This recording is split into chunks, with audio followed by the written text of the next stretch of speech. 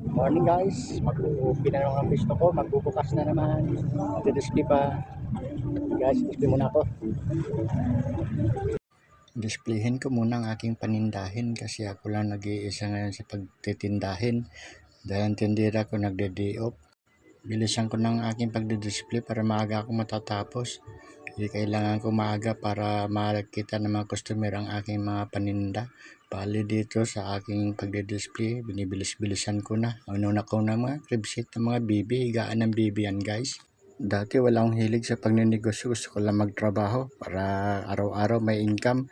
Yung pabrika kasi dati trabahoan ko guys, minsan may pasok, minsan wala. Tsaka bitin rin ang sinasahod ko sa aking pamilya guys. Kaya gumawa ko ng paraan ay kailangan ko na makaipon. Ang ginawa ko paglabas ng aking trabaho ng 8 to 5, ginawa ko sa 6 to nagtinda ako ng sigarilyo guys sa kalsada, katakat pa yung may dalabang sigarilyo sa akin, din tinda ka sa gitna ng kalsada. Kahit nakakahiya guys, kinakapalan ko na mukha, at least meron tayong income sa araw-araw.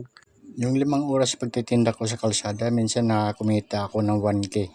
Nakakalibre na rin sa akin pamasahe guys, pambili ng ulam sa pagpasok ng trabaho, at hindi na nababawasan yung sahod ko. Dahil nangupahan pa ako dati. Hanggang nakaipon ako ng 10,000 yan guys, binili ko na siya ng mga damit na bargain, yung mga pambibi dati na 10-10, yun ang umpisa ko dati. Latag-latag lang sa kalsada guys, kahit maalikabog, tsaga-tsaga lang, kahit papaano nakakaipon din. Yan po, Magkano isa? 25 po. Mas mababa. Magandang kasi ito yung kanon po yan.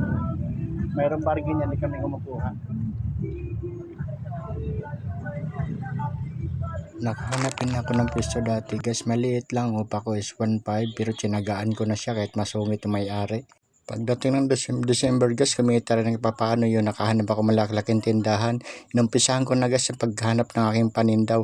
Itong tindahan ko to guys, wala akong ginagayang tao, wala akong ginagayang ng mga negosyante. Tsaga-tsaga ko lang, hinahanap ko lang kung anong hinahanap ng customer, yan nakukuha ko yung aking paninda.